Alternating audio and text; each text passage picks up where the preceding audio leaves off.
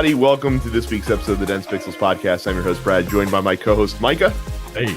And Terrence. What's up? So, back half of the show, we, of course, will be recapping Summerslam, which we watched last night. Summer Squash, been referred to in the Monday Night Vlog group. I'll have to credit Andy with that, but he was far from the only one on the internet that figured that one out. But we will get started with some video game stuff first, but some housekeeping before we get there. Don't forget to go to youtube.com/densepixels and subscribe to our channel and click the bell icon. We do upload this podcast in video format every single week. If you are not a premium member for TNP Studios, go to densepixels.com/premium. Sign up today. It's just $5 a month or $50 for the entire year. Gets you weekly episodes. The Look Forward Political Podcast, the airing of grievances, the men with the golden tongues, and No Time to Bleed. No new airing grievances just dropped this week. The Kiss Hello episode, which I have not listened to yet, but I'm very curious to, because I can only imagine Micah's thoughts on Kiss Hellos. I'm very curious to. I'm very curious to get people's reaction to it too. Like I'm not crazy. You're not? No. Apparently, I'm neutral evil, but I'm not crazy. Yeah, that's true. I'm neutral. What are neutral? You're neutral. Yeah, something like that. I'll take it because I'm not evil. But hey, I know what I am. Well, oh yeah, Jay did tell me what your. I haven't listened to the episode either, but he did tell me your thoughts on Yeah, listen to it because I'm curious. Listen to it, and any of you listeners out there, just throw $5 our way. Just it's $5. $5. I'm about $5. The episodes are like sandwich for $5 tomorrow. Right. The episodes of airing grievances are like 20 to 30 minutes. You can literally go to the store and come back and listen to our hilarity. And then you get a ton of other stuff like the men with the golden tongues and the crown jewel in the TNP Premium Network. Look Forward, which nowadays is, it is. America is a shit show. No words. Literally no words. Fucking ridiculous. Look, if you go into lookforward.com/fans, our political Facebook group that we are in, the celebration that ensues whenever a new episode drops, because people are just salivating for political commentary in this climate. Yeah, they'd be ready to fight y'all niggas when y'all record. That's right. Whether it be you, Jay, or Andy, like there's three of y'all. Two of y'all should be able to record an episode every week. We don't care. Even I'm sitting there like, yo, when the fuck is when that shit come out? It's always Jay's fault, and I'm part of the goddamn network. Right. And I'm still waiting for this. Look at densepixels.com/premium. If you've not signed up yet, you're missing out. Sign up today. And then, of course, if you listen to this show in podcast format, no matter what podcatcher you use, please make sure you subscribe to the podcast and subscribe to the other TNP Studios shows, which include the Nerdpocalypse and Black on Black Cinema. And we would appreciate that as well. So, new releases. Shenmue 1 and 2. The HD remaster is coming to PlayStation 4 and Xbox One this week in the wake and the lead up to the hotly anticipated Shenmue 3. Mike, are you gonna take Londi on again?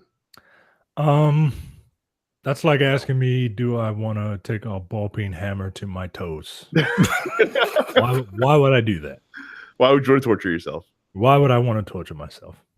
I understand, especially because you got Yakuza 2 coming out soon. Yep. So wait, what? Yakuza 2 is getting remastered because I guess they're slowly remastering all of the Yakuza games. And, pretty much, yeah. And they're making that happen, and that comes out in like 2 weeks. Yep. The game that I'm sure everyone is. What the fuck is okay? I just looked at it. Yeah. I don't even. Fine, sure. Continue. All-Star Fruit Racing coming out to retail, no less. They actually printed this game on a disc and boxed it up and are selling it in brick and mortar stores. Is it in a jewel case? Because I feel like it doesn't deserve to be. You think it should come in a CD case with the handwritten title on the disc? Yeah.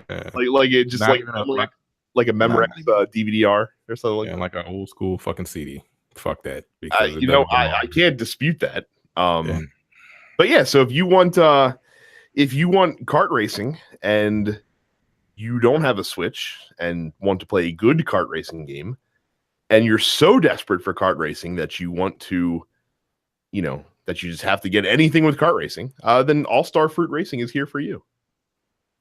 And if you want actual racing, F1 2018 is releasing on PS4 and Xbox One for our friends across the pond. In Europe, this game probably is very popular because F1 is actually very popular over there. See, okay, I'm sorry. All-Star Fruit Racing, like, what the fuck? It's not fruit.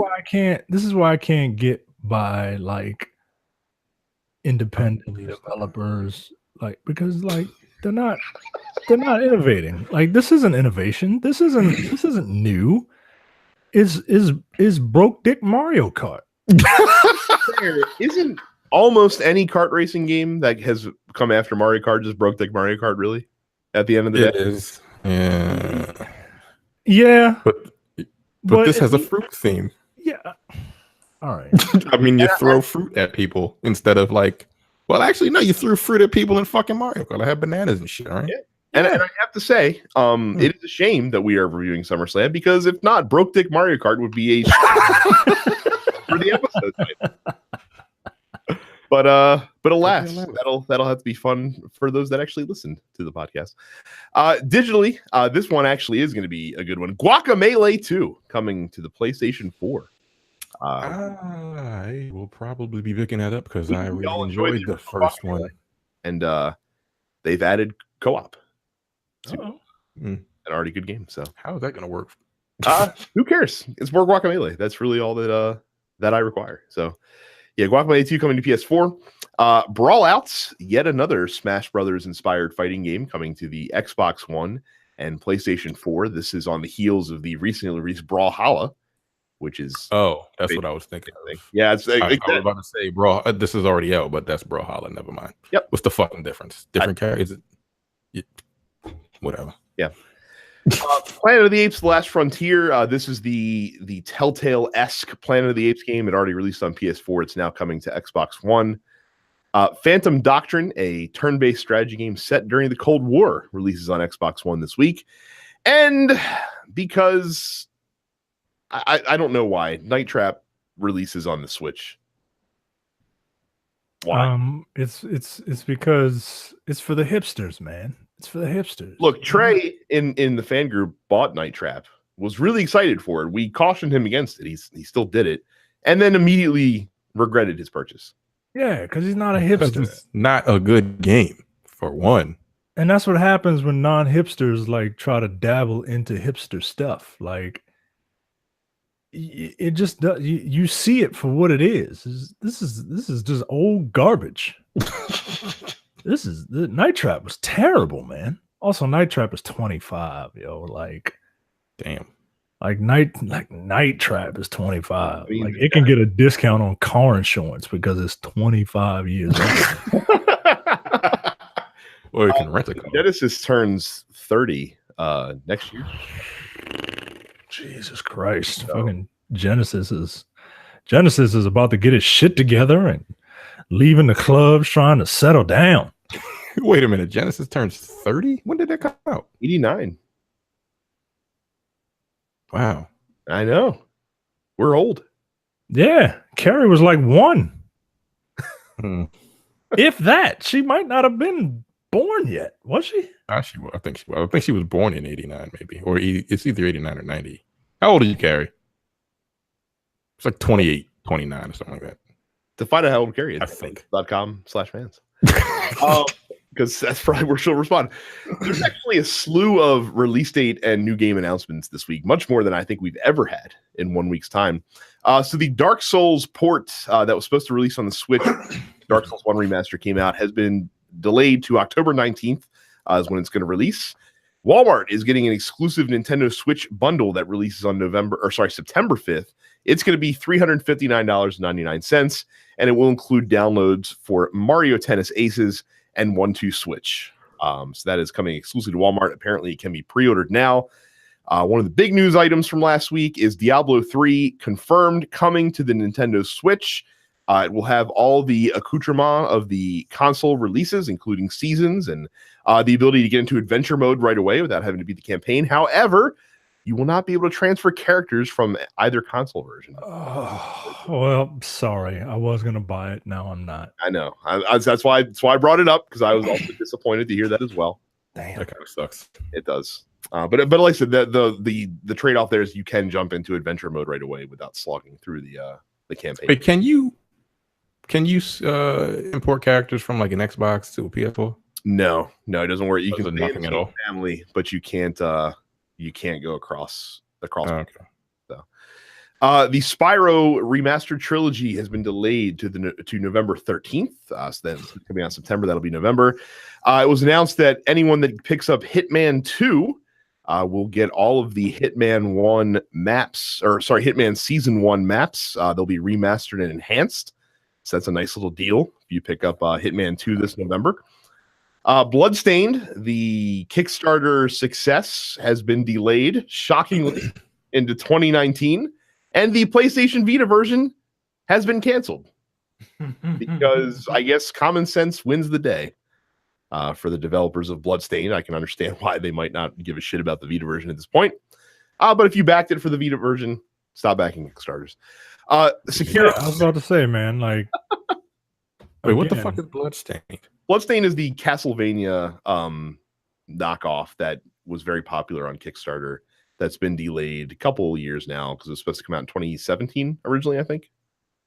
And is it the right game? Congratulations, you backed a game, and instead of that game coming out, they gave you an 8-bit version of that game. That's called a bait and switch. You know what's funny though is that if there's any genre that is super oversaturated right now, it is the Metroid style 2D platformer. Yeah. And so Bloodstained really doesn't need to exist, honestly. What the fuck is going on in this game? I mean, it looks fine, but that's it. Like, you'll have to wait till next year to see what all the hype was about, Terrence. So just pick up Dead Cells. That's what I hear. That's the word on the street, is that Dead Cells is the business. So Sekiro Shadows Die Twice, the new game from Software, releases March 22nd. And Battlefield 5's beta begins on September 4th. So if you pre-order that, you will get access to the beta for Battlefield 5. Mike, do you forget what Sekiro Shadows Die Twice is? Yes. It is I did. a game that we saw that showed during the Xbox presentation at E3. Huh. Okay. I remember it. Yeah. The game that I thought was Tenchu. I think the game that everyone thought was Tenchu. Yeah. And are you excited for Battlefield, Terrence? Battlefield 5? While I enjoyed Battlefield 1, again, I had a whole host of issues like logging into games.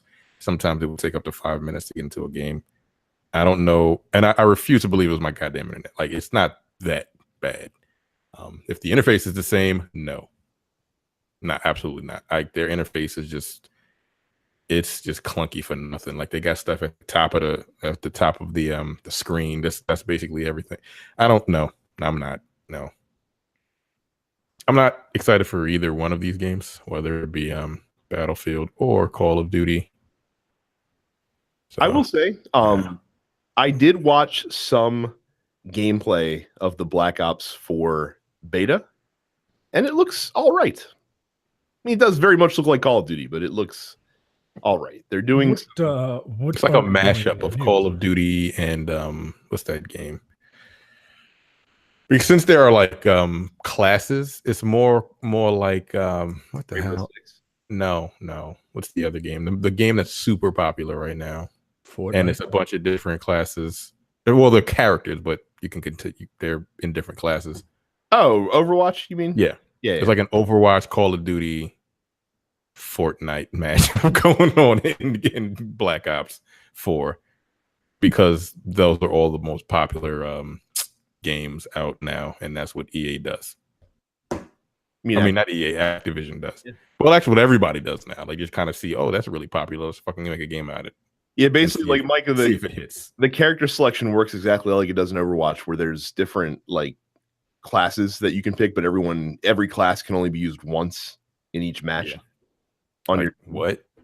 When you die, can you switch classes? Or I are you don't stuck with that class? think so. I think you're stuck with that class for the match. Huh. But they all have like individual supers, for lack of a better term, that do different that recharge and stuff like that. Yep. In Call of Duty? Because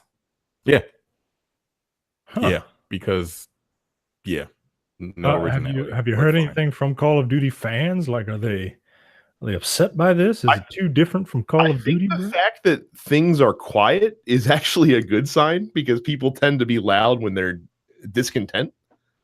I've seen quite a few videos that saying like this is garbage. Oh, really? It's not Call of Duty, because it isn't really. Like they're basically putting everything into this game to make it different, because it's been Call of Duty, which has been basically stale for the last 12 years. This is a or however long the series has been going on.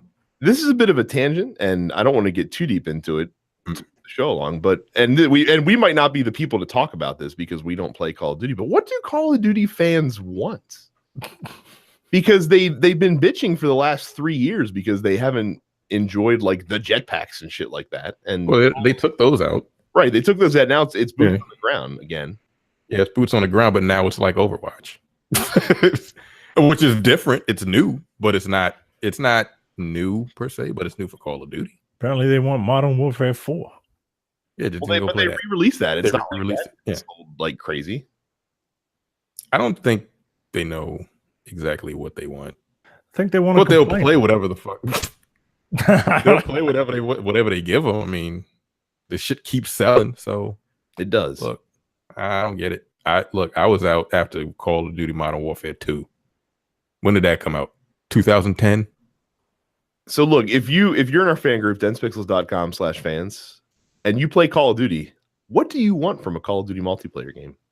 Let us because that's all it is now. True. Oh, yeah. Let us know what you want from Call of Duty multiplayer. Because I am genuinely curious to know what people want, and it might, and I think the biggest problem might be that the pool of players for that game is so large that if you satiate one group of people, there's going to be another group of people that are going to be upset. So like, there's always going to be a third of the Call of Duty players who are upset about something.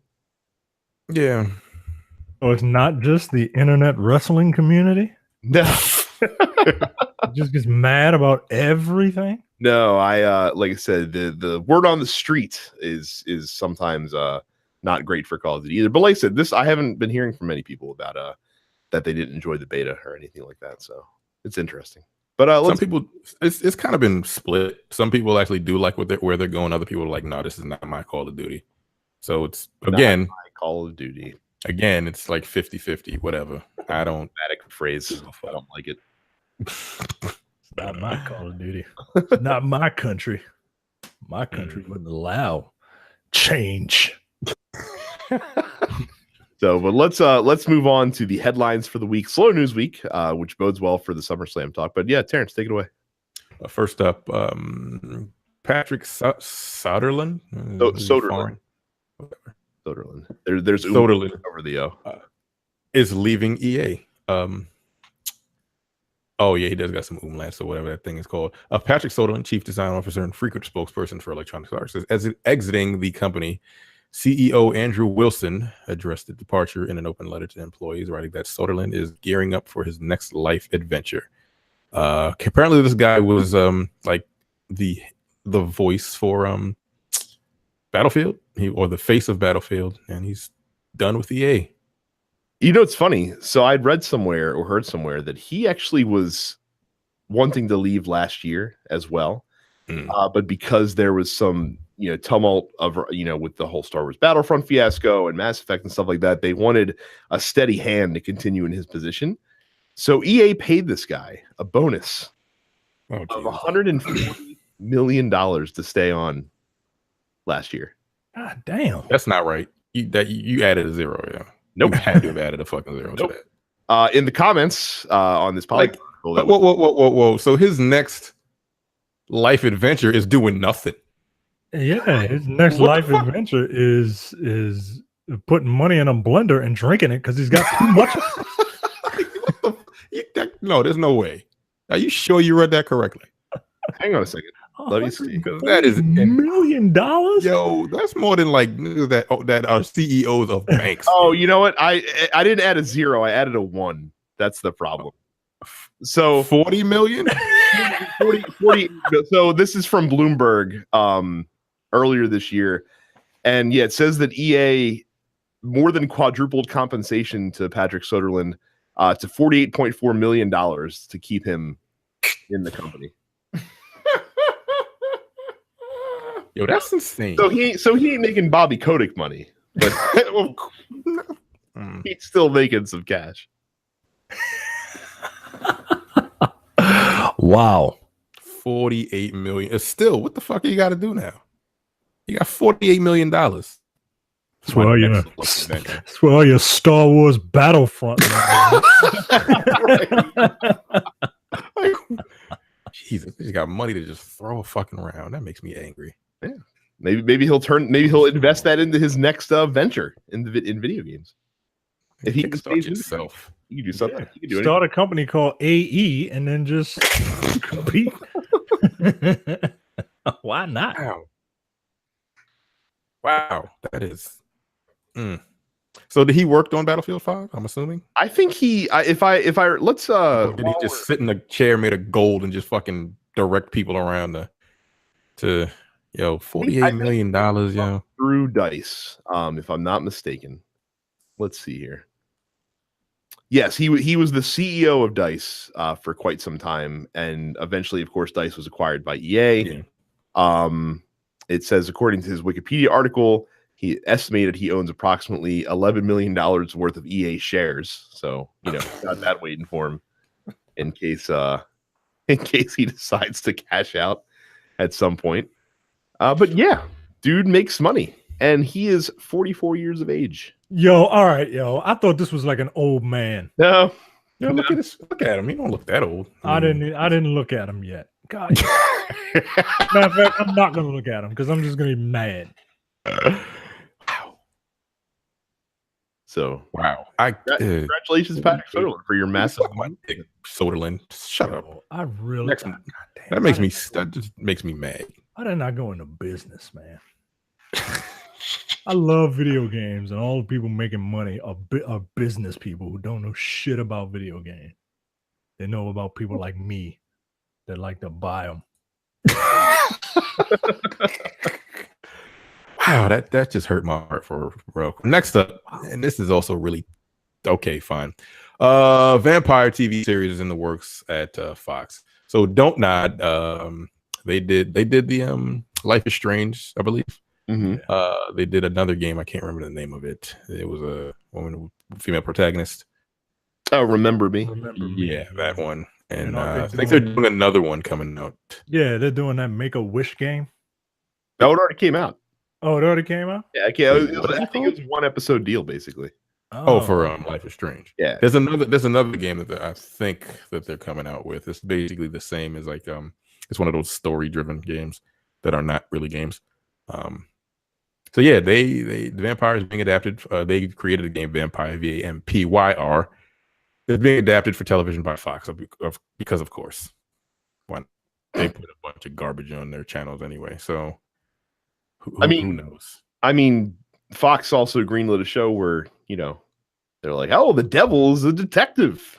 So, that was a comic, right? Yo, my dad loves that show. Yeah, my mother loves that show. Dr. Van, I don't think is definitely a game that would attract them for sure. So, I think that show has been canceled. Just get the same fucking dude that just played Lucifer. He looks like him. I'll give a nugget to Scrubs fans out there. Basically, they made the Dr. Acula video game. So yeah, this is happening. Maybe.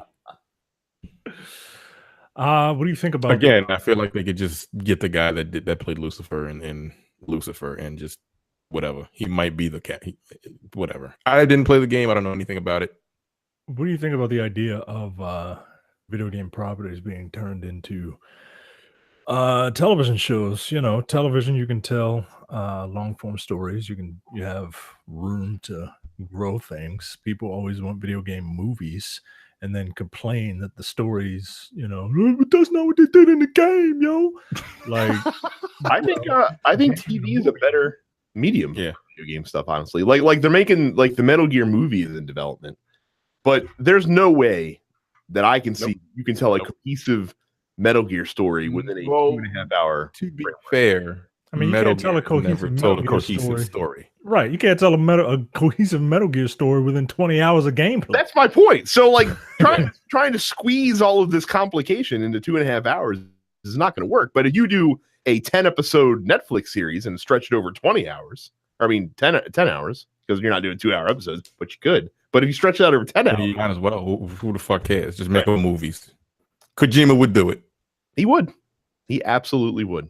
10 I think that's the episodes, 2 thing, hours right? apiece. Like comic books, which are traditionally serialized, make for pretty good movies because they boil things down to the essence.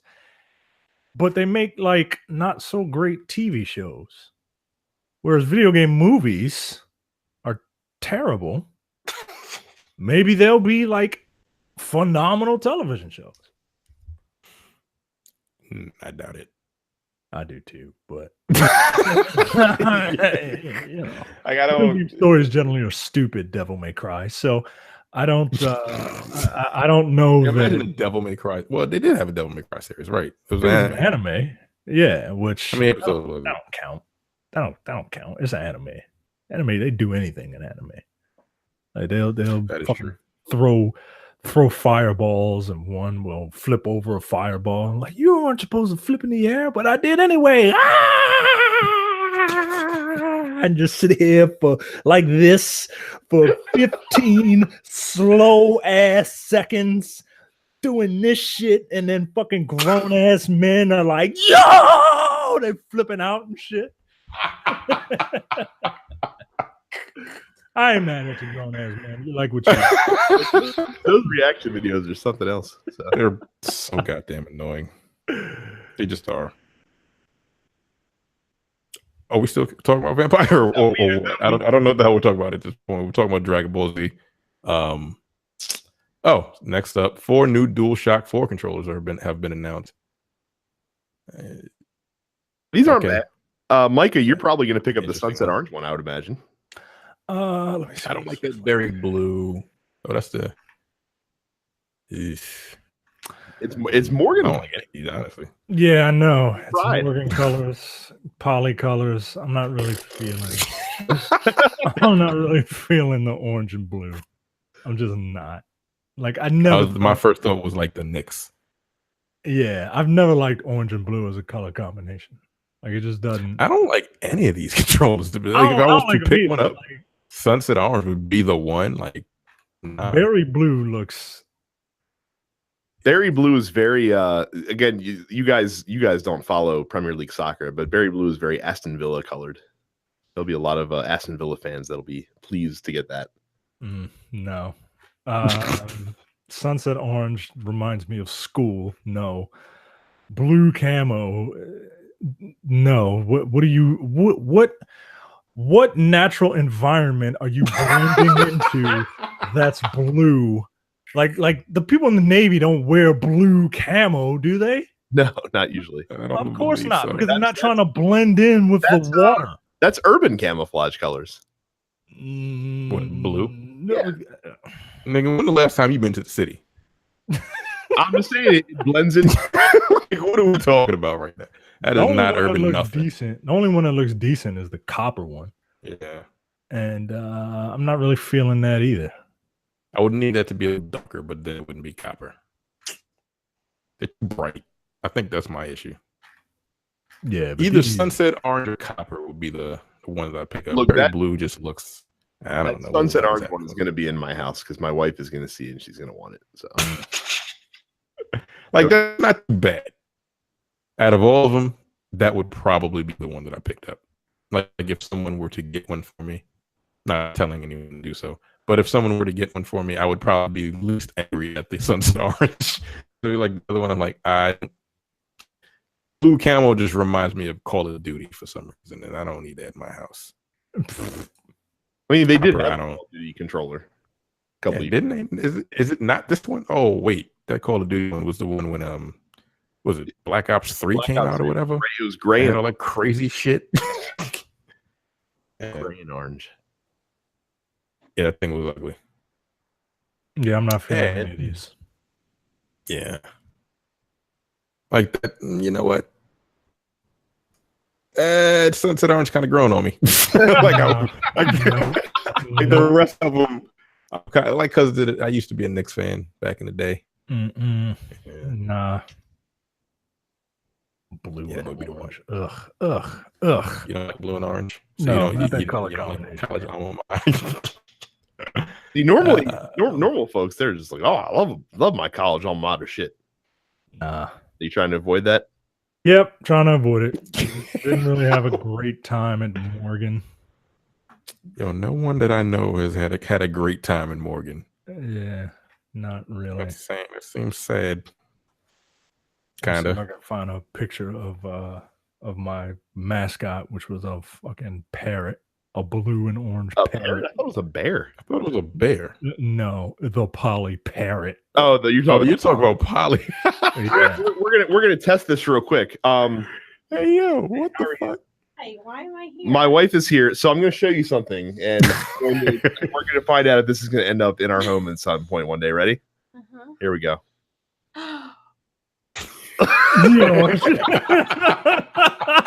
So wait, which one did he show you? Weakness. The orange one. I told you. My weakness. Okay.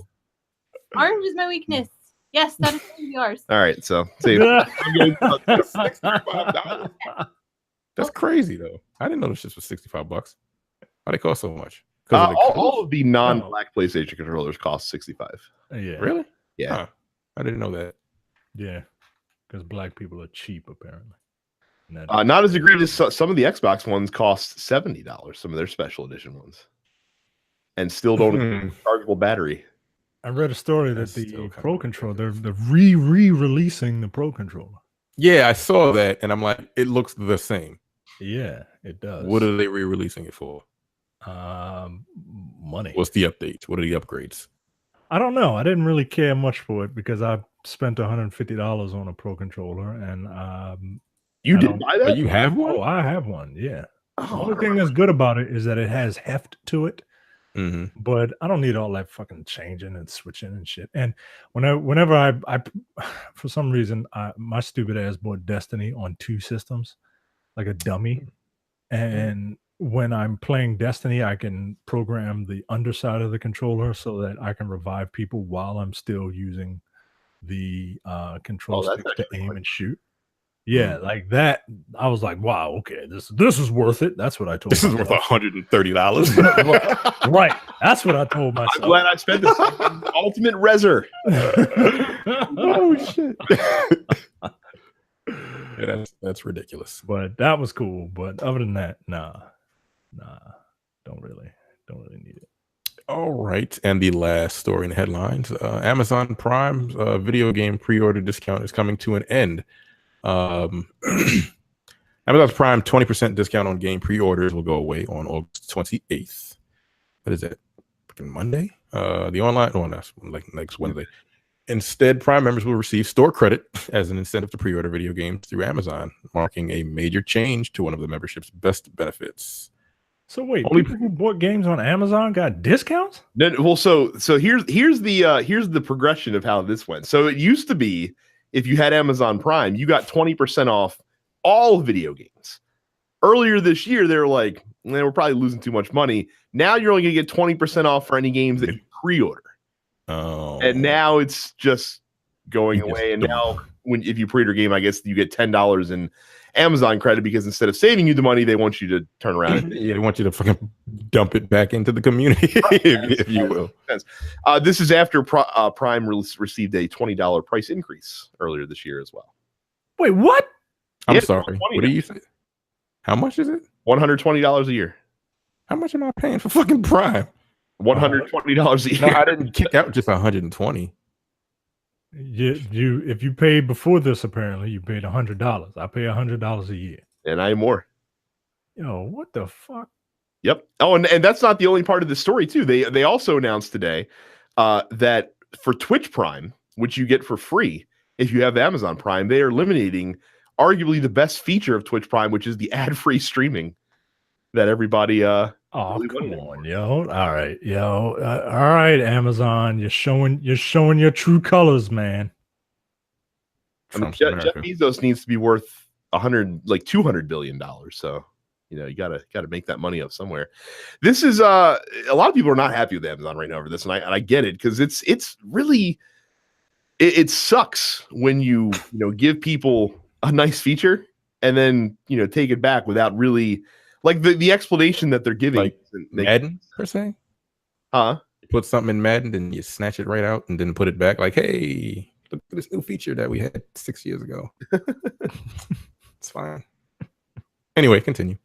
Right. It's very much like EA, is all I'm saying. It's just funny that they've spent a lot of time hacking out a lot of value from Prime while increasing the price of Prime. Yeah, that's kind of bullshit, right? So, and again, don't get me wrong, like Amazon Prime, even for $120, even with this stuff being removed, still probably a great value, especially if you use Amazon a lot. Just saving on the shipping alone might make that worthwhile. Yo, my wife is buying a lot of stuff as of late. So much so that Bank of America contacted her and said, are you making all these Amazon purchases? Because this is somebody didn't snatch your shit. Right. It's like, yo. So yeah. That's funny. Guess what I'm gonna be doing? I'm gonna be paying $120. To not get ad support. So if you use Twitch, wow, and you want to continue not seeing ads during your Twitch streams, you can continue to do that. You have to become a Twitch Turbo member, and that is $8.99. What the fuck is it? Power Rangers? Twitch Turbo? Twitch Turbo. Really? That's cute.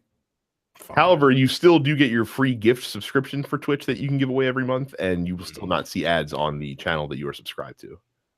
As long what pisses me off, YouTube has way too many advertisements now. Does it? I wouldn't know. Like, I'll be watching. What? I wouldn't know.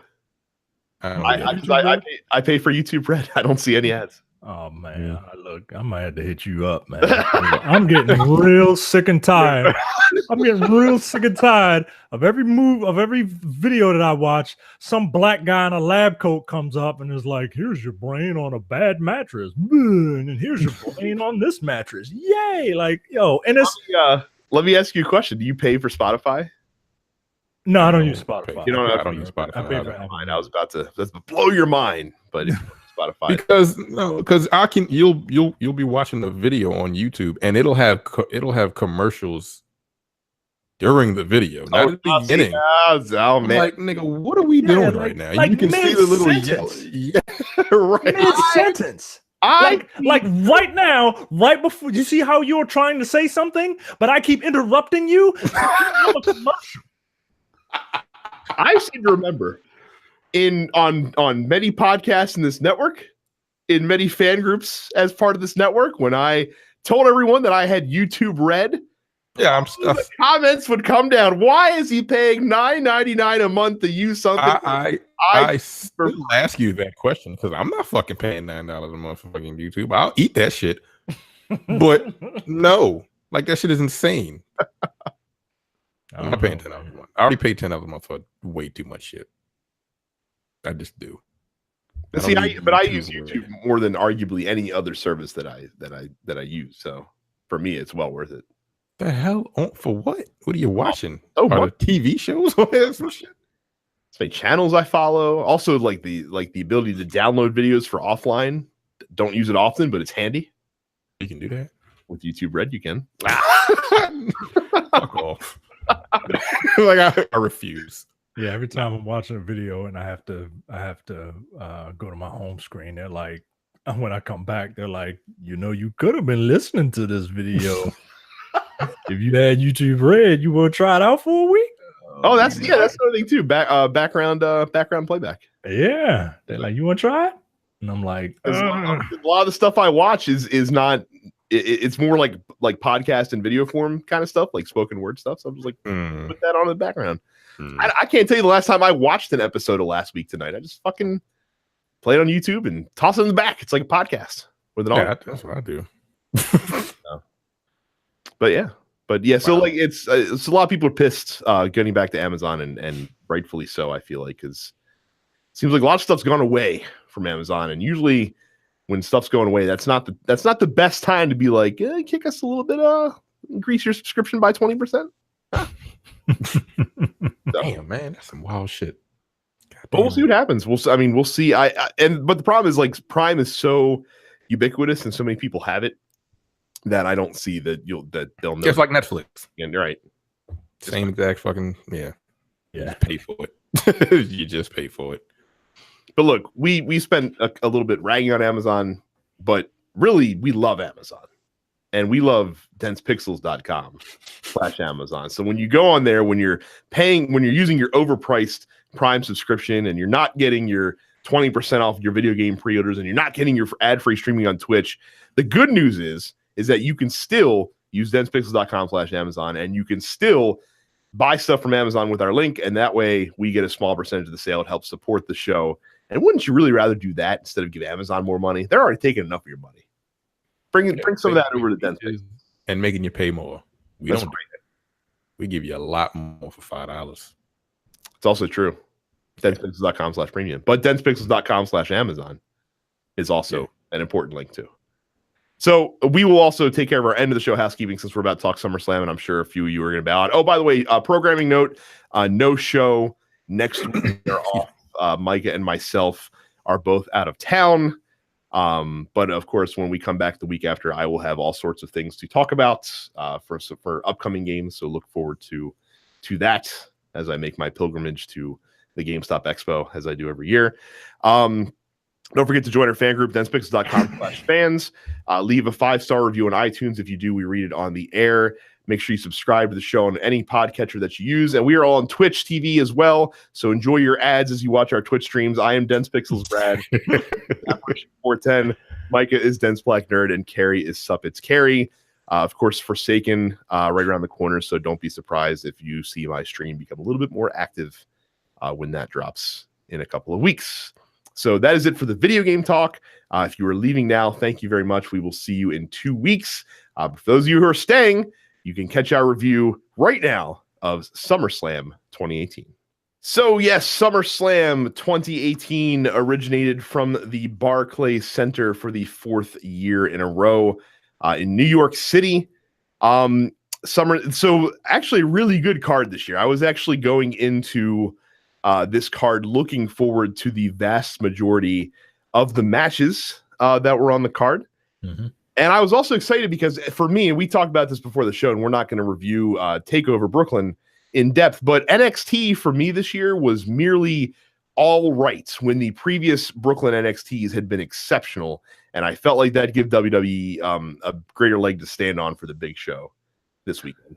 I feel like the storytelling aspect of SummerSlam this year was done pretty damn well. I like NXT, but I usually watch NXT for the physicality of it, and I'll watch WWE for the wacky antics that happen. And yeah, I was super excited for this WrestleMania SummerSlam, and yeah, I thought it was good, man. I enjoyed it. I mean, things happened the way they were supposed to happen. And I don't know what people want. I do not know what they want. God damn. Well, wrestling fans are nothing if not fickle, especially the fans that are prone to frequenting a SummerSlam. But yeah, we'll talk about that. So let's dive right into it. The first match on the card was Seth Rollins versus Dolph Ziggler for the Intercontinental Championship. This, of course, was the main event, the last event, which was Extreme Rules, if I'm not. No, it could have been Extreme Rules. I literally can't remember what the last event. I can't remember what the That's pay-per-view was. fucking terrible. By the way, like how spoiled for choice is WWE with their roster right now? Think of all the people that didn't have a match at SummerSlam. Yeah, and it's not like SummerSlam was like a tight 2.5 hours either. Like this was a stacked card, and there was no Bobby Lashley, there was no Usos, there were no Bar, there were no Asuka, no Bailey, no exactly Bobby Roode, exactly. Jinder Mahal, whatever you think of him, he's still been, up on the scene. And you know what, to be fair, and I think we have to give WWE some credit here. In the past, WWE would throw and shoehorn in all sorts of multi-man matches that were useless and not fun to watch, just to shoehorn as many people on the card as they could.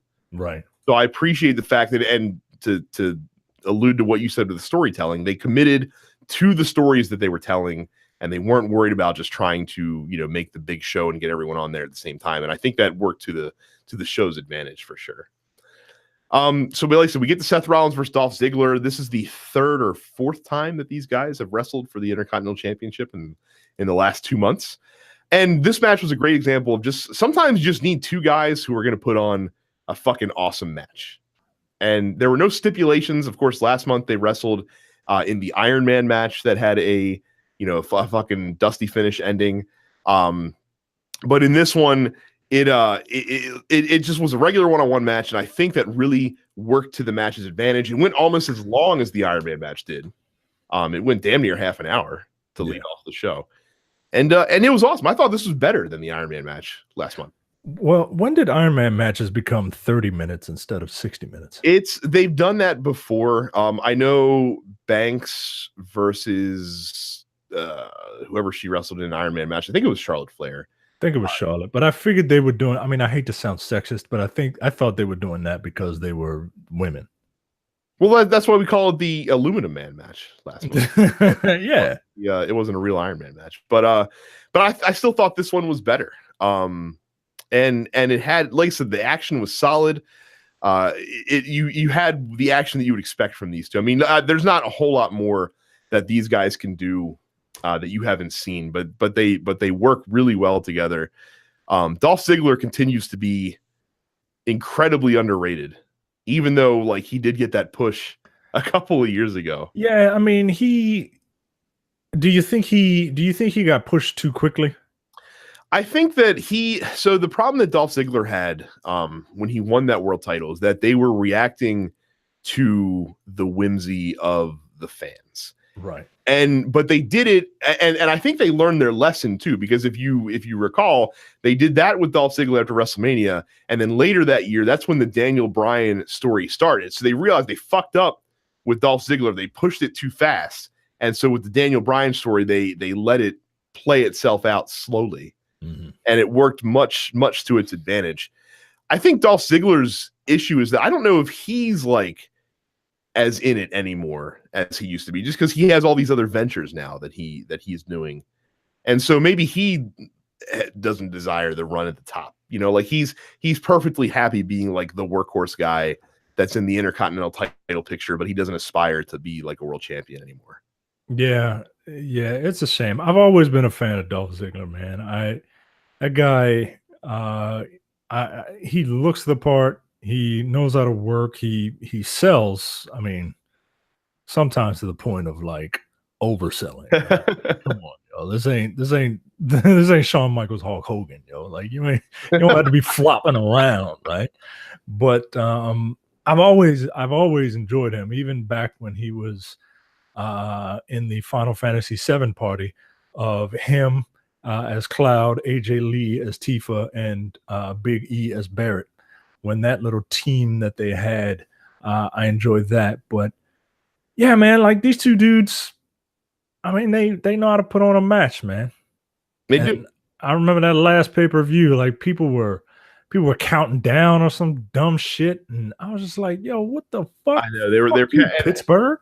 And I think that's part of what made this match better is you didn't have the crowd fucking ruining it by coming in. Now, of course, the stipulation with this one is that Dean Ambrose is back from injury. He was going to have Seth Rollins' back as Drew McIntyre had Dolph Ziggler's back and was the reason that Ziggler won the Iron Man match. And I do love it when WWE leans into the rumors that are swirling around a match, because the big rumor was that Dean Ambrose was going to turn on Seth Rollins, and Ambrose put himself into a few positions during the match that like you were just waiting for him to like, stab Rollins in the back basically. Yeah. But it never came. But the fact, I think they were conscious of that. And so that works really well. The reverse superplex into the Falcon Arrow was one of the most brutal things I've ever seen in my entire life. I mean, this entire show was a little more violent, I feel, than typical WWE fare. I mean, I was trying to watch the way that Ziggler landed on that move, and I guess he got his leg a little bit under him so that broke his fall, because otherwise that's like belly flopping into a pool, basically. Yeah. The way that he took that superplex, it looked very, very good, but very, very painful at the same time. But Seth Rollins wins this match. A distraction on the outside, thought that it might get his attention, but as Dolph Ziggler was going to super kick him, Rollins was the one that connected with the super kick, and the stomp gets him back to the Intercontinental title. I don't love this decision. I feel like the Seth Rollins should be moving up back to the Universal title at this point. He's had the Intercontinental title for the better part of this year. Mm-hmm. And he was, in the tag title scene before that. So I'm ready to see him at the top of the card again. And so I don't know. I don't really care for him winning the title. He might, hot shot it over to Drew McIntyre for all we know soon here. So yeah, that's what this is coming down to, right? Like all this feud and all that, like it's basically to set up Drew McIntyre as like this force. Like that's what I see this happening, especially since given the events of at the end of SummerSlam. I got to imagine that like there's a lot of interesting things that can happen now. Oh, you mean now that a particular title is actually going to be? Yeah, now that it's going to be on TV. So we'll see what happens with that. Again, I don't care for the outcome, but the match was excellent. Probably, I think one of their Raw matches might have been a shade bit better. But this one was pretty good too. Yeah. And you're never going to get, Seth Rollins, for my money, this year has been the wrestler of the year easily in W. Yeah. I don't think it's even a contest, honestly. Yeah. The next match, the Bludgeon Brothers defending their SmackDown Tag Team Championships against the New Day. We get Xavier Woods and Big E wrestling for the New Day in this match. Of course, the Bludgeon Brothers are undefeated since returning as a tag team. Eric Rowan and Luke Harper, of course. The Bludgeon gimmick's a good tag gimmick, but it's not a good tag champion gimmick. Because they don't really talk smack. They don't really do good interviews. They're just this silent force that beats the shit out of everybody, but not in a fun way or not in like a scary way. Yeah, this gimmick seems like what the Ascension should be where, and their gimmick should be where the Bludgeon Brothers are. Like the Bludgeon Brothers are just kind of there, and it's they're not intimidating. Like, yeah, they're intimidating. Like, I don't want that big ass corn-fed dudes to come and square up with me, but like, I just don't, I can't take them seriously. And it's like they have this gimmick, but they're not even, they don't really lean into it. Well, and it's funny. It's because like they have a different gimmick than they had when they were part of the Wyatt family, but it's essentially like the same gimmick that they had when they were part of the They're still coming out with sheep masks and now they just have butcher's aprons on. Right, and giant hammers. Yeah. So I will tell you this: Luke Harper is easily one of the most underrated guys, performance-wise, on the roster.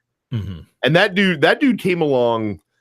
That dude came along like 20 years too late. Could you imagine like Luke Harper is like this wild man, and then like in 90s WCW, or in WWE, like he turns heel and like gets like the clean cut heel gimmick, like from the Wild Man to like the Foundation dude. Yeah. But he's still an awesome wrestler.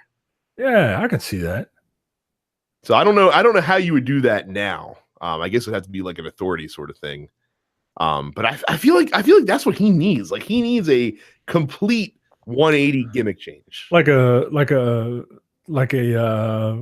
JBL type of Like deal. a JBL. I mean, like kind of what happened with Baron Corbin in some ways. Baron Corbin is more from an image standpoint than it is a personality standpoint. But. Yeah, because no matter what, he just can't get abs. Look, I got you, bro. I feel you, bro. I can do all the sit-ups in the world. I just can't get abs. And his stomach looks like a mouth. You know what I mean? Like he's got that thing. Like it's all right. Keep your shirt on, bro. But Eric Rowan to me is kind of useless, and I'd love to see like Luke Harper just get a completely different gimmick than what he's running right now. Yeah. And the funny thing is that dude can talk. Like if you've ever heard him do interviews and stuff like that, he's a very intelligent and eloquent guy from a speech standpoint. So like he has the chops. They just need to take the chains off him, and that dude could be a solid fucking wrestler. JBL is probably a great comparison. Actually, that's probably the best. That's like his best case scenario, I think, from a point. I do enjoy the callback, and I always like when they do this. Of course, a couple months ago, the Bludgeon Brothers powerbombed Xavier Woods onto the steel steps, which took him to the hospital. They did a callback to this where they almost did the same thing, but this time Woods was able to reverse into a Hurricane Rana. Always nice to see that. Of course, the commentary team completely whiffed on it and did not mention it whatsoever. Speaking of guys that I want to see get a singles run, I am ready to see a Big E singles run at this point now. Oh, you think they would do that? I don't know that they would, but I'm ready to see it because Big E, every single match that I see him in, he is always probably the most talented, like the best looking guy in the ring. And to be fair, Xavier Woods looked amazing last night. It's probably the best match I've ever seen Xavier Woods wrestle, quite honestly. But Big E, just like everything he does, I'm always paying attention to what he's doing. I think he's really figured out his character at this point. Like he does all the little stuff well, and I don't think he's not one of those guys that gets credit for doing the little stuff well. Right. You know what I mean? Like I love the fact that he runs both ropes before he does that big splash, and the fucking hip gyrations and shit like that. Like that stuff's fun. He's a good wrestler. And I think I wouldn't mind seeing that run. But I also feel like that Woods watched NXT and saw Velveteen Dream do that purple rainmaker from the top rope to the apron. So he's like, I'm going up this and do it to the floor. Yeah, he was like, I got to keep my job, man. So that looked fucking painful. But it did get the crowd very much on their side. The Bludgeons retained via DQ. I actually like the finish here because they the New Day was in control of the match, and the Bludgeons had to resort to using their hammers to earn the disqualification. So the one thing that WWE does need to do with this team is they do need to get heat on them, because right now the crowd doesn't care. So bailing them out of a match with a DQ finish, I think is the right way to go about it. It's it's the right way. I didn't appreciate the finish, but again, that's the point, right? Like they're heels. They're supposed to do shit that you don't like. I thought the match itself was okay, but the New Day, I think, have had better matches with other teams. The problem is they've had those matches already. So they gotta, we gotta go through these to I don't know. It's odd because they have so many good tag teams right now, especially on SmackDown. Like SmackDown has an embarrassment of riches in their tag division right this second, but it doesn't seem like the division has any real direction. Yeah, because the scuttlebutt is that Vince hates tag teams, and that's why you always see whenever there's a tag team competition, there's always a singles person teamed up with another singles person to fight a singles person who's teamed up with another singles person. Like it. I don't know, man. Tag team wrestling is my favorite wrestling. Like it is when done well. Right. Right. When done properly, it is the best type of storytelling. Nothing will get me out of my seat and jumping and hooting and hollering better than the perfect hot tag. And it's just something that it's a work of art. And I feel like the WWE just does not give a shit. And again, they really should, because there are a lot of really great tag teams right now, and teams that don't have any incentive to break up either. Like, this isn't like, I don't see any like Heart Foundation right now, or trying to think of other tag teams where one guy eventually, or no Rockers right now. Like, there's no teams like that where one guy is clearly better than the other guy. Right. He's just kind of warming the plate until it's time to go on a singles run. Right. So like you have a lot of cohesive teams that are going to be teams for a very long time, and you should not waste that. Like, it kills me that the Revival's starting to inch up the card, but they're so good, and should be winning titles here soon. So. Yeah. The match that I was easily the most disappointed with was the next match on the card. This is Kevin Owens versus Braun Strowman. The stipulation on this match being that if Braun Strowman loses in any way, shape, or form, Kevin Owens would win his Money in the Bank briefcase. Now, this was a match that arguably, of all the matches on the card, they did the best job of building, because Braun Strowman's been torturing Kevin Owens for months. And and Kevin was like the butt of the joke basically for the first month, where he just got his ass kicked and had his car flipped over and was kicked off the ramp in a porta potty and shit like that. But he took advantage of his position to get a match with Strowman for this stipulation. And in the past several weeks, he's been playing mind games with Strowman, getting him to lose other matches in bullshit methods to show that like he's going to get the upper hand mentally, and Braun Strowman has to be smart to overcome Kevin Owens. And instead, what they have is just a squash. Like, Kevin Owens just comes out, gets his ass kicked in 3 minutes, and that's it. What a missed opportunity. Like, I was kind of hoping like something like Sami Zayn would come out and all of a sudden he would hit Kevin Owens, and then people would be like, what?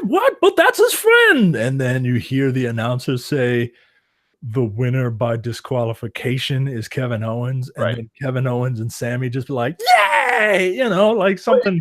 But that's like if you're gonna do the build of, KO's gonna outwit Braun Strowman to get the briefcase, then you have to make Braun Strowman go through some mental hurdles to get that. Like, you have to have Owens almost bait him into a count out. You have to have Owens almost bait him into a DQ.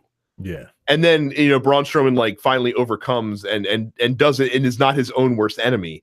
And because of that, he gets to win. Right. So like I said, it was a waste of a match, a waste of a build. And honestly, I kind of wanted Kevin Owens to win, because personally, I think the heel, like the Money in the Bank briefcase always works better with a heel. And could you imagine Kevin Owens with the Money in the Bank briefcase? Oh my God. And he's so good too, man. He is. Like, he's such a good wrestler, like in all facets of it. You know what I mean? Oh well. Would have been amazing, but instead they kind of wasted it. So and that was our first squash, by the way. We will it's not the last one. Yeah.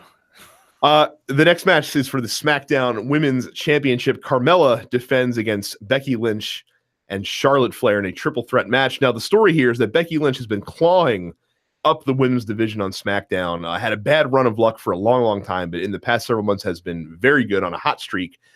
She earned her way into this match. Enter Charlotte Flair, comes back from injury, and gets into it with Carmella, who, of course, she lost the women's title to in the first place. And Paige says, hey, if you go out and beat Carmella on SmackDown, I'll put you in that match as well. And she, of course, does. So Becky, feeling a little slighted that what the opportunity that she clawed and worked for was given to her best friend just for showing back up from an injury that she was gone for. And I also have to say that Carmella has really impressed me as a champion, not because of her ability as a wrestler, because she's still very limited in that respect, but she is one of the best heels right now on the roster because she's incredibly obnoxious. Yeah, she gets it. And she knows her character. She plays it well, and actually putting Charlotte in this match was very smart because they allowed the two of them, Becky and Charlotte, to do most of the heavy lifting throughout the match. Yeah. Now that being said, the match itself, I think, was merely okay. I think triple threats tend to work better when the action is a little bit faster paced. This one was a little bit more methodical. Carmella, because of her limitations as a wrestler, has to rely on like rest holds and stuff like that a lot. They don't work well in a triple threat setting by any stretch of the imagination. Right. So I was not impressed with the match itself, but the ending, the finish, was excellent and perfectly executed finich. Yeah, it got that smarky crowd all riled up. And look, it makes sense, which is very good. And yeah, like I enjoyed it. Now, people are like, oh, now she's a heel, now she's a heel. Do you think that Becky will be a heel? Or do you think that is the tough thing? Because the problem that they've now run themselves into with this. So and for those that if for some reason you did not watch it, so Becky Lynch has Carmella in the disarmor, the reverse armbar submission, and as Carmella's probably about to tap out, Charlotte comes into the ring, hits her natural selection neck breaker, and pins Becky Lynch for the ripping the victory from Becky Lynch's hands, basically. And so she's the women's champion. After the match, Becky Lynch initiates a hug between the two, and then beats the piss out of Charlotte Flair, and leaves her in tears at ringside, and walks out. And the crowd was eating it up, by the way. They were cheering Becky Lynch. They were booing Charlotte Flair, chanting, "You deserve it" at Becky Lynch as she was walking out of the arena. So, and that's the issue. That's the issue they booked themselves into, is they made Becky this plucky, I guess she wasn't really an underdog, but it's that type of feeling, right? Like she's coming up from the bottom to win this match. Yeah. And the crowd wanted to see her win. And the story has been Becky Lynch is trying so hard to win, and for Charlotte Flair to come back along, and she is the queen. Like, she is undoubtedly the best women's wrestler. She tied the record, for Christ's sake, for women's championships last night, right? With that victory. So they're in a position where if the intention is to get Becky Lynch booed, it's going to be very difficult to do that. Yeah, especially when you have her calling herself Becky Balboa, like. All of a sudden, like you said, she's the underdog who's not like she's not like Little Mac, fighting Mike Tyson, but she's someone who, much like Rocky, has busted her ass to get where she is, and everybody can relate to that in some form or fashion. You bust your ass to do something, and here comes this prick walking down the aisle because she's got a famous father. She gets this opportunity, and all of a sudden she takes advantage. Like, nah, man, like all that frustration is gonna come out. You don't boo that person. Like you fucking, like, yeah, you fucking deserve that shit, man. Well, so the way I see it, they have two choices here. They can either make Becky do something so despicable and clearly wrong-headed that the crowd has no choice but to turn on her. That's less likely. Or what you can do is have Charlotte play I guess you could have her play like the heel that doesn't realize she's doing anything wrong. Or you could have Becky like apologize to Charlotte on SmackDown, and then Charlotte be the one to turn on her, basically. That'll probably be the best bet, because Charlotte works better as a heel anyway. And I mean, unless you know how crowds are. Like, unless Becky is literally pulling a child out of the crowd and breaking its arm, she's not going to get booed. I mean, it could be done. It could be done. Like if but the problem is it can't be done in the current climate of WWE, because she can't, like, it would take a savage beatdown to do that. Like a savage, like, stop, he's already dead type of beatdown to do it. And like, I feel like Charlotte would need to get color, and I definitely don't see that happening. No, that ain't happening. So we'll talk about getting color in a second, by the way. Do they have a lot of female heels? Yeah, I mean, I think they try to keep it at an even split for the female wrestlers. I mean, just on SmackDown, you have Carmella. I guess Tamina would be considered a heel on SmackDown. Who else do they have on SmackDown right now? I can't think of any heels on SmackDown. Has the lesser women's division right now. On Raw, I mean, definitely you got Alexa Bliss. You got do they have Mandy Rose? Oh yeah, they have Mandy Rose, Sonya Deville there as well. So all right, they're there. I just don't see them often. So but like I said, a good match, a good ending, and curious to see where they go from here. Like I said, they have a lot of possibilities ahead of them. They're going to Evolution, and that's true. That's awesome. That's hopefully it doesn't culminate there, but I'm looking forward to their match at Evolution. Should be very good, and they'll have a few in between then as well. Oh yeah, that's right, because that's in October. That's 2 months away. So the next match for the WWE title, AJ Styles defending against Samoa Joe. Now I did not care for the build up to this match. Samoa Joe insinuating that AJ Styles abandoned his family to approach his dreams as a WWE champion. But I expected it to deliver. Obviously, two guys very familiar with one another, very good at their craft. And I am going to say I didn't care for the gimmick, for the build. But if you're going to do it, I am glad that they had his wife and one of his daughters there as well. Because if you're going to do it, you got to commit. Yeah, man, you got to commit. And he committed, boy. Oh, he did. Like I said, and this match, it was a little bit slower paced than I thought it might be. AJ Styles works better quicker, but I guess Joe is not really designed for that style of wrestling. No, so much. So the match was actually quite unremarkable, though, to be quite honest, for the most part. Now they did do the correct reaction because Joe had been pushing him, and then finally, now there's a point here where Joe throws AJ into the steps, if I'm not mistaken, right? Yeah. And AJ gets up, and he has a bit of a crimson mask. And I asked myself, I wonder if that was intentional. Huh. Because it worked too well for what was about to happen. So I wonder just this once, Vince lifted the color ban. Maybe. I didn't think of it that way. Maybe. Because if you want, obviously this is not the end of this, right? Right. But and hopefully it does end with Samoa Joe gaining the World Heavyweight Championship. But if you want to drag this out, like Joe's getting personal, man. Ultra personal. Yeah, and you want to beat the shit out of somebody, like again, something that people can relate to. You talking about my family? Like, nah, yo. Like we fuck you forever. We fighting. And a little bit of blood. I mean, I ain't mad at it. Well, because again, literally, like as that happened, that's when Joe gets on the microphone and starts talking shit to AJ Styles' wife again, and he literally is seeing red. And he goes on fucking tilt. And he grabs a chair and beats the brakes off of Joe, gets disqualified, so he retains the title but loses the match.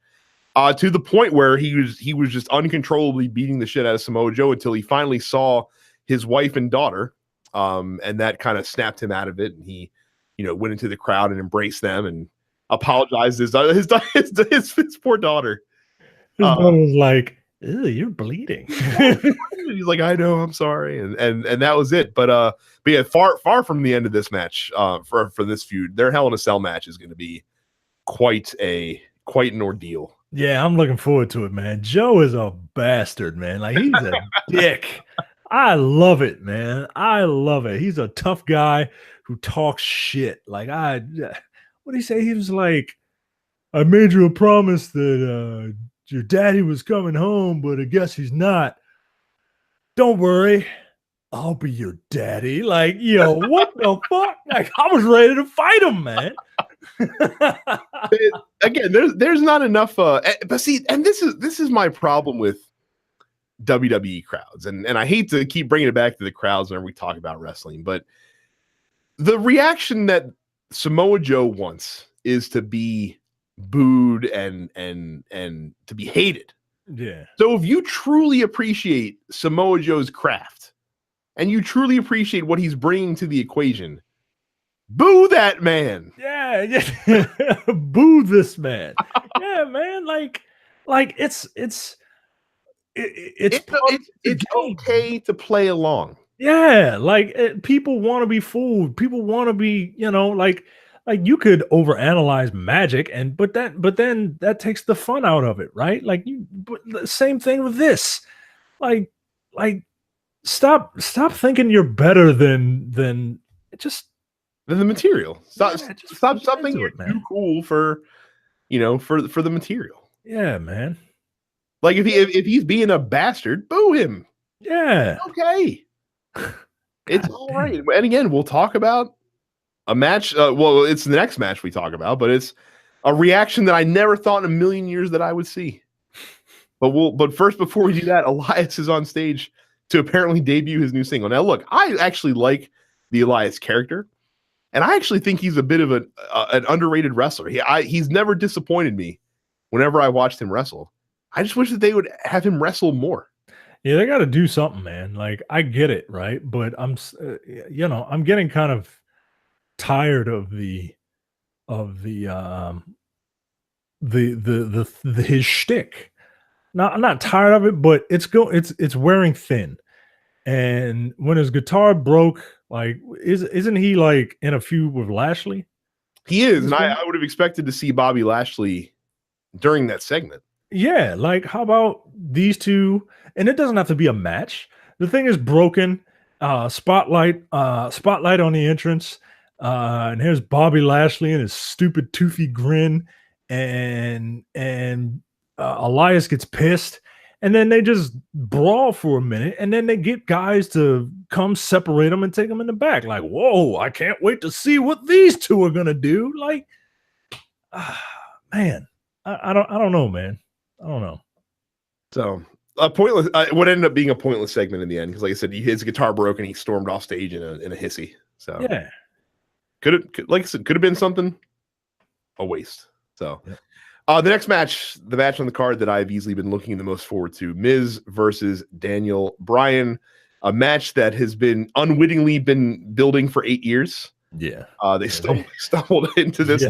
Yes, they did. And Micah, let me tell you. Let me lay out my vision of the future. Okay, so this match happens here, and of course, the way the match ends lends itself to future matches between these two down the road. Yep. Here's how you make this feud the 10-year later version of HBK Chris Jericho 2008. A lofty goal, I give you, but here's how you do it. So you do whatever these guys are going to do with their next match. I don't know what that is, but I don't think you should have anyone win clean in that match either. Survivor Series comes soon. Team SmackDown. Paige is like, you guys got to get together. I need both of you on the same page if we're going to beat Raw. And they don't trust each other, but Miz wants to be the hero of SmackDown, and Daniel Bryan's doing it for the blue brand. So they try to get on the same page. Of course, since Miz, fucking backstabs Daniel Bryan at Survivor Series, walks out on Team SmackDown, and causes them to lose the match, let's say. Mm-hmm. So then get around to Royal Rumble. Daniel Bryan wins the Royal Rumble. Everyone's happy. He's going to WrestleMania to wrestle for the title. And then Elimination Chamber, Miz somehow weasels his way into the chamber and somehow, from in a dirty fashion, underhanded manner, wins the WWE Championship from whoever happens to be the champion at Elimination Chamber, setting up the ultimate blow off at WrestleMania, Miz versus Daniel Bryan, but this time the WWE title is on the line. If they don't have these two fight for the title at WrestleMania, they're doing it wrong. This is they made a big deal about this serendipitous feud that they have now. It only makes sense for it to culminate at WrestleMania. In terms of this match, it ended the way it should have ended. Oh yeah, and look, like for this build, you could get the wives involved. Yeah, something down the road. You could get Miz to do some really fucking dastardly shit to Daniel Bryan to make him like a mega heel, like a fucking heel that you hate to see, like Jericho was during the Michaels feud. Like, so much. You could even do a segment somehow where Miz like goes to punch Brian and accidentally punches like Brie Bella. Yeah. Like take material right from it. Like I said, I feel like they have such opportunity here. And again, the match, like you said, was booked to perfection. This has the whole storyline was Miz taught Daniel Bryan everything he knows, and Daniel Bryan is beneath him. So of course they traded doing Daniel Bryan's moves and stuff like that, because that's been one of Miz's gimmicks. And the finish here, again, perfect. Miz, gets to the outside of the ring. Maurice slips him a pair of brass knuckles, which he did a great job hiding from the camera, by the way, even though it was obvious that something was getting passed to him. Yeah. Daniel Bryan goes for a suicide dive and gets cold-cocked with the knucks, which Miz throws back to Maurice and then comes in and secures the pinfall. So Miz wins, but of course, not a clean finish, and it should not have been a clean finish. No, should not have been a clean finish. And Daniel Bryan was distraught backstage after the match, as he should have been. And like I said, I think the match worked really well. I'm glad they gave it time, because the match was given a good 20 minutes out there. And yeah, I'm looking forward to see what they can do with this feud. And again, this could be an all-timer if they manage it correctly.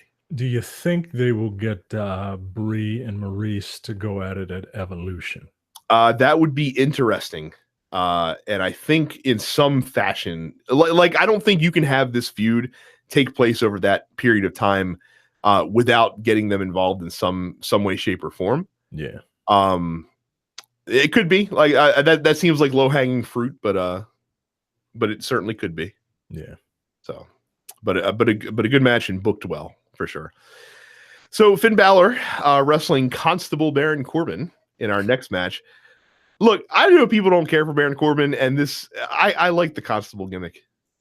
It gives him something to do. I mean, look, it gives him a character. Yeah, it's better than whatever he was before. Look, heel authority figure has never gone wrong for anybody, ever. So, and he can continue being a douchebag, and it works amazingly well. Yeah. Now, what was surprising, of course, the emergence of Demon Finn Balor, unannounced, but coming to SummerSlam. Yeah. And I say to you, why? I don't understand why. So, like, this only makes sense if he's going to just be Demon Finn Balor for a while. I think this might be the beginning of, now that the title is back on Raw permanently, I feel like Finn Balor is going to be like, look, now that Shao Kahn is gone, it's time for me to reclaim what I never lost. And I feel like with the emergence of the Demon, he would pull that out, and he would pull that out, and that was along when he was gunning for that Universal Championship the first time. I feel like the emergence of the Demon is WWE signifying this is old Finn Balor coming back to reclaim what is his. I just feel like they need to do something interesting with him in general. Like, yeah, because he's just a smiling Irish guy. Like grinning moron is not, yeah, it's not a great character. Yeah, and it's not, so I don't know. I'm looking forward to see what Finn Balor can do. And look, I don't have an issue with the Demon character, and I don't have an issue with how they treat it on TV. Of course, Corbin is freaked the fuck out, and he's like, "This is what I agree with." And the referee's like, "No, you got to fight him. Like it's still the same dude." Yeah, wrestling is so fucking silly. This guy puts on body paint, and all of a sudden he's a different person. Right, but Corbin gets squashed. So our second squash of the night. Summer squash. You're hitting him with the same moves, but this time, that's the thing. I really need them to lean into the Balor Demon character by giving him a different move set. Yeah. Like the Demon can't be used as a V trigger, a la Street Fighter. You know what I mean?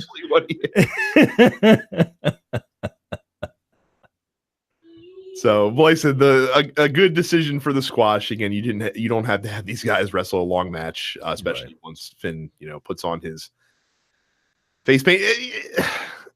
I will say, like they make a big deal about the Demon Mystique. It's not like he's undefeated as the Demon in WWE.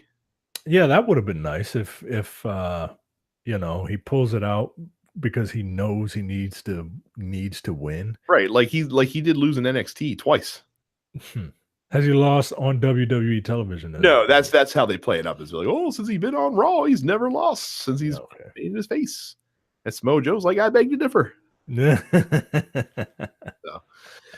Up next, we have Jeff Hardy against Shinsuke Nakamura for the United States title.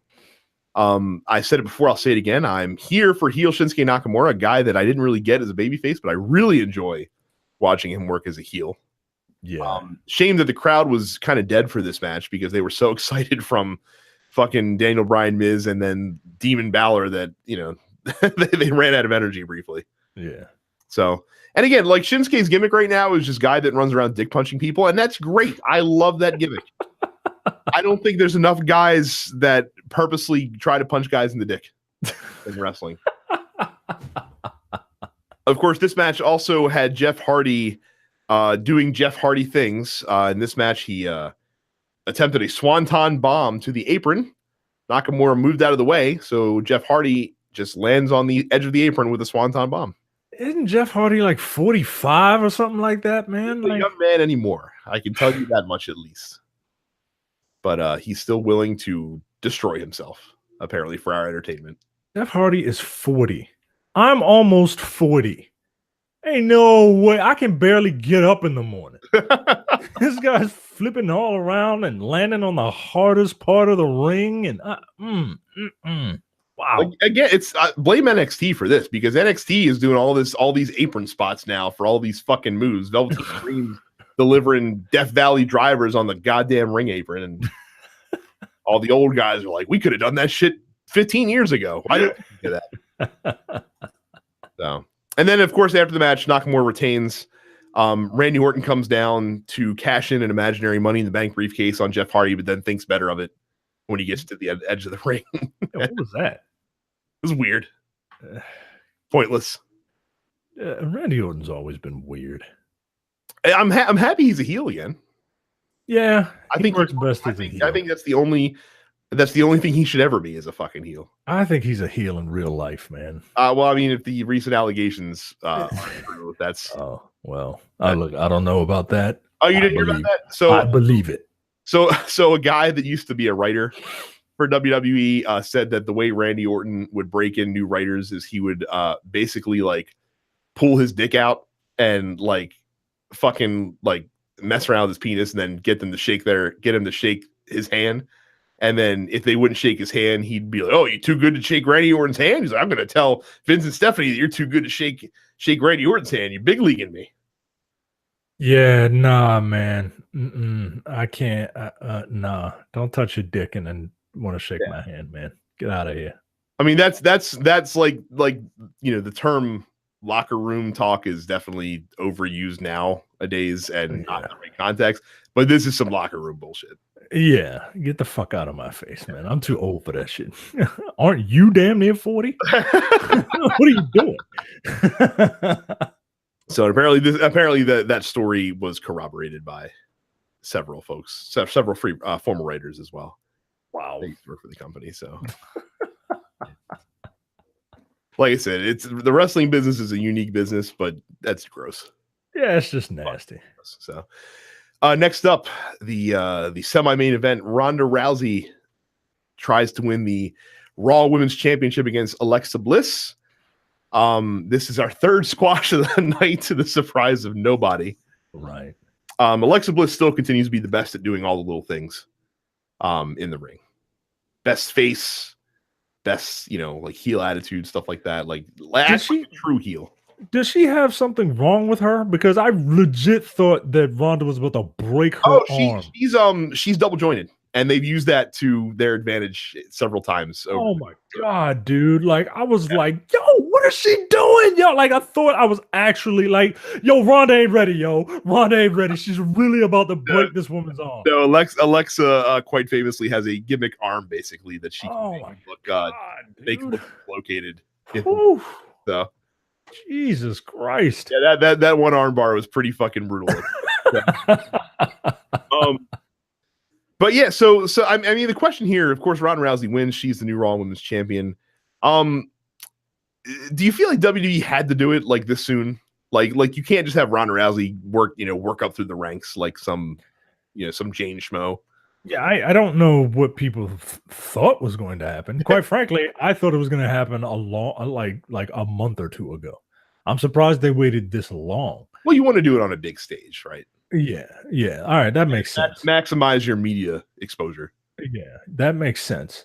But yeah, I saw it coming a mile away. First of all, no one's going to believe that damn near anyone outside of Charlotte, Becky, and like maybe one other person is going to go toe to toe with Ronda Rousey in any type of believable fashion. Like they can hype up, oh well, you were from UFC. These are a different set of rules. Well, and to be fair, like they have tried to.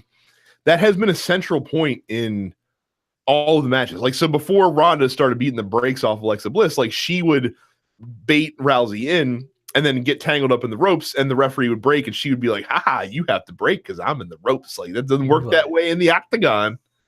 Right. Like, so trying to use the rules of the ring against her, basically. Right. But if anybody thought that that this wasn't going to happen, I don't know what to tell you. Quite frankly, I think it's okay. I don't have a problem with it. Alexa Bliss. I don't think Alexa Bliss needs the belt to be successful. Maybe she can work on her in-ring ability a little bit more. I think she's fine because what she lacks, like Carmella, what she lacks in raw ring talent, she makes up for in theatrics and can pull it off. She would have been an excellent manager. Yeah, I think she'll be fine though. But where does she go from here? Because there's no way. I think the smart thing to do, and you could do this in a couple months, is to fire her back over to SmackDown. Honestly, yeah, like you can do a bit of a shakeup, like mid season as they sometimes do. I think that's probably the smart way to go, because you just want to give her people to feud with, and they might cool her down for a little bit just because she has been in the main event scene in the women's division for a long damn time. Really. Yeah. She's had a hell of a run. She certainly has. And where do you see Ronda Rousey? Like so what do you think her trajectory looks like for the next several months, basically? I don't know. Is she a week to week person? Yeah, she's here. Like she's not Brock Lesnaring it. Okay. The question is. Okay. I see her dominating a few matches. I see her dominating all the way up until, depending on what they do with Charlotte, I see her dominating up until, like, this is the real test, right? For both Charlotte and Ronda. Charlotte, who is pound for pound the best pure wrestler that they have, versus Ronda Rousey, whose reputation precedes her as this fucking unstoppable machine capable of defeating legitimate fighters, quote unquote, in mere seconds. Like, it was impressive that Charlotte got the victory, got the one. She is the one in Asuka's 100 and some odd victories or whatever it was, right? Like, here is Charlotte going to face Ronda as like the true test, right? Like, she's dominated Asuka, who is quite possibly the number 2 best wrestler. Dominate Asuka. But you know what I mean. she beat her, but she broke the streak, Right. and that's a big deal, right? Now here's Charlotte to face, she beat the best. She beat the best woman. Now it's her fighting the best woman from the UFC. I don't know, but that's where I think that is the money match eventually. Yeah, that's the match that everybody's gonna want to see. I just don't know how they get there. Right. I'm not good at booking. I just don't like. I mean, it's easy to get there. Like you can start by, at Survivor Series, you finally do the four horsewomen versus 4 horsewomen match, and that starts to plant the seeds. Mhm. Like you don't have those two actually ever wrestle in that match. Like you tease it, but you don't ever actually have it happen. Yeah. And then like Charlotte wins their women's Royal Rumble, and she decides to go back to Raw to challenge Rousey. It's easy to get there. All right. It's just what does Ronda Rousey do in the meantime? Just steamroll the Raw Women's division, basically. I mean, yeah, kind of. Like who on Raw can give her a run? Like maybe Nia Jax. They were going at it for a while. They were. So you would think that you would pick the go-to women wrestlers that are on Raw, Bayley, Sasha Banks. But I mean, conceivably right now, I don't see either of those two winning. Exactly. So, I mean, maybe not complete squashes like right. with Alexa, but they're not winning. But she could probably have some good matches with the women there. But yeah, she holds it up until WrestleMania, and then who knows what they do at WrestleMania. I could see either one winning. So the main event of the night, Brock Lesnar versus Roman Reigns for the Universal Championship, the 4th time that these guys have wrestled in the last 3 years. Brock Lesnar, of course, has won every match. Well, actually, that's not true. Brock Lesnar has never lost to Roman. Yeah. Is the better way to put it. Before this match, my thoughts before this match started was that I hope that they would book this as a squash one way or the other, regardless of who wins. I thought the best thing for this would be to do a Goldberg Lesnar Survivor Series match, because that way you don't give the crowd the chance to shit on it. Yeah. You know what I mean? Because that's what they're going to do. Mm-hmm.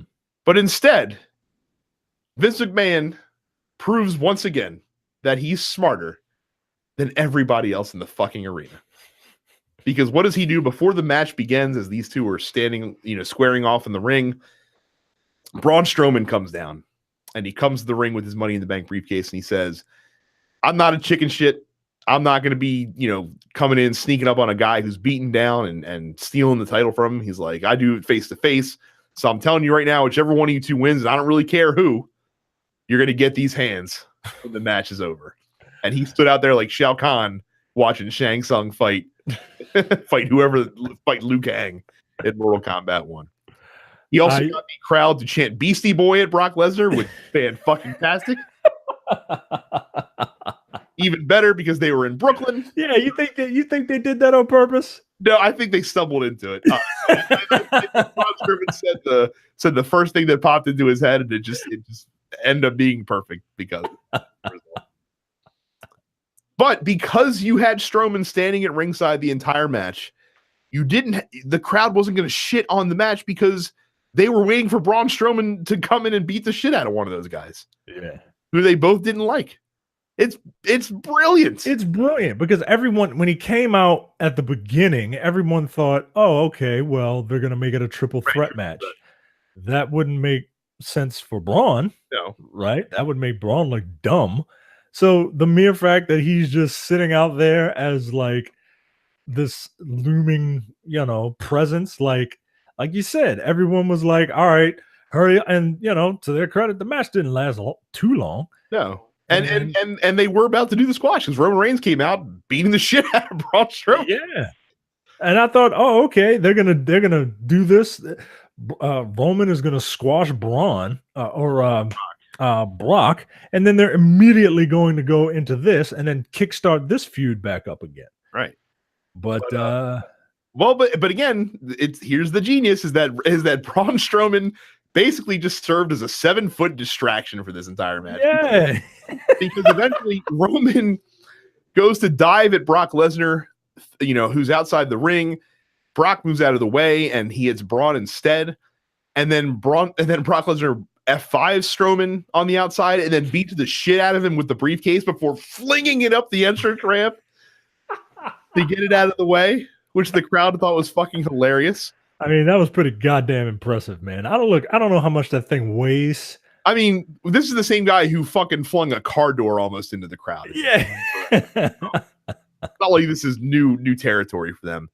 But of course, because he was distracted by Strowman, as soon as he gets in the ring, Roman Reigns hits him with a spear. 1, 2, 3, Roman Reigns is your champion. And oh, by the way, since Braun Strowman got laid out by Lesnar, Roman Reigns gets to celebrate at the end of the night. Yeah, and everybody's like, oh, because they were confused more than anything else. Right. They were sitting there looking at Strowman like, all right, when are you gonna wake up? Meanwhile, Roman is just fucking cheering and shit, and then you see the little title card at the corner, like, all right, bye. They pulled it off. They pulled off a heist. Like I said, Vince McMahon, still smarter than you. Yeah, man. I'm very curious. We're taping this on Monday, so Monday night. So I'm very curious to go back to Raw and see.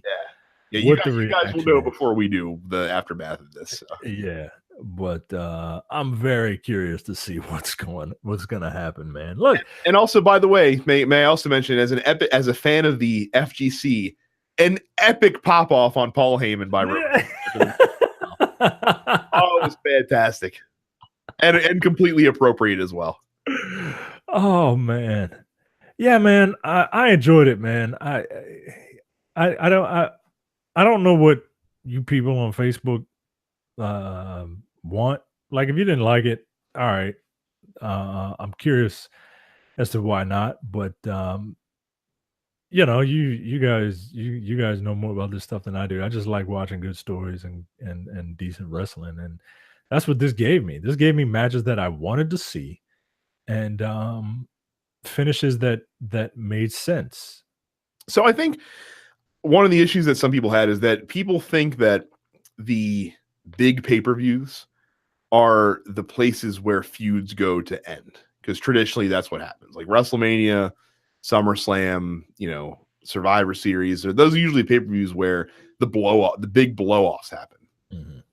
But we live in an era now, especially as ubiquitous as the pay-per-views are, because they have a streaming service now, so you're not paying $50 a month to watch these things.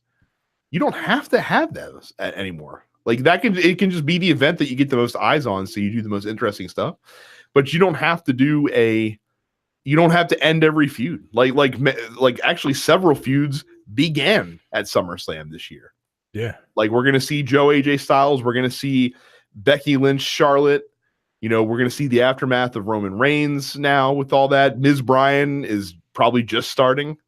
Yeah. So, and people complain about feuds, being too short. Well, here's an opportunity to start these feuds and have them culminate at WrestleMania. Or, like, here's a chance for some very good long-standing feuds. I mean, yeah, man, like, just play the long game. I think the masses just kind of want what they want when they want it. Mm-hmm. And I don't understand how you would be satisfied by, like, sometimes the bad guys got to win. Sometimes the people that you don't like have to win so that the people that you do like, when they win, it means something.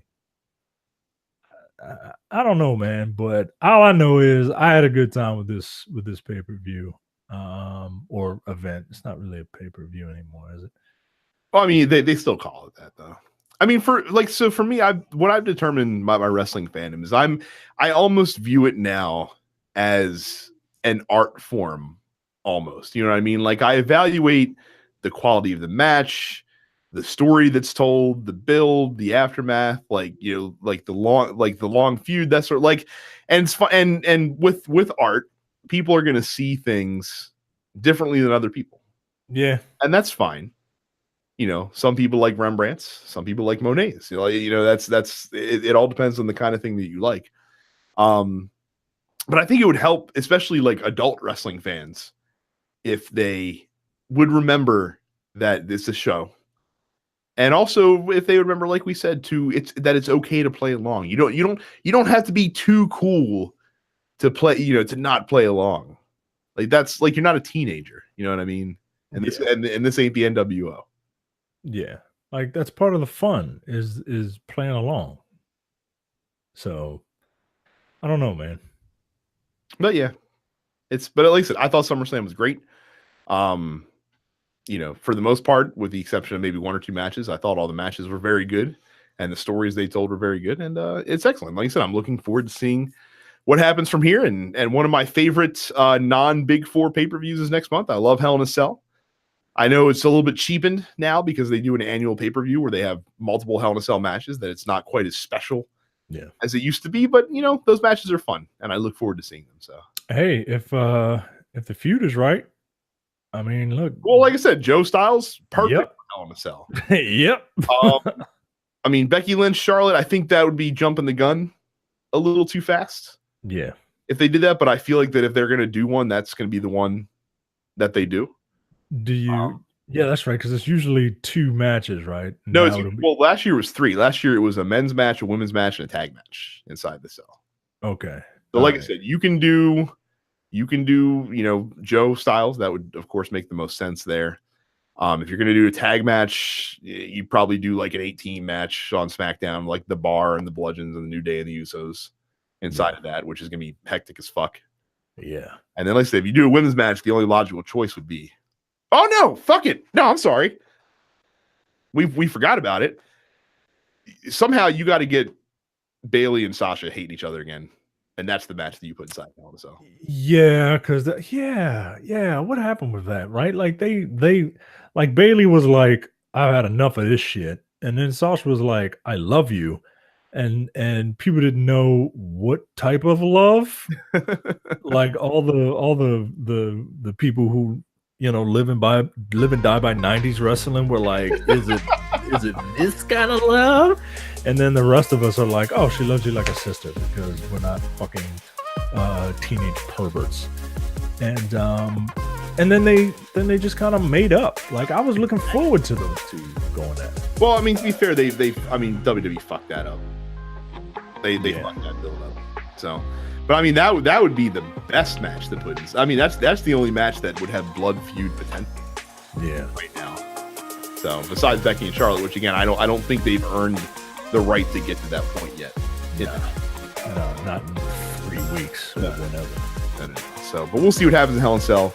But that'll be it for us this week. Thank you guys for sticking around for these SummerSlam chats, and we'll see you guys in 2 weeks. See ya. You're watching the Dense Pixels YouTube channel. Click the subscribe button while you're here, and make sure you check out our weekly podcast where we discuss the latest gaming news and our impressions on what games we've been playing.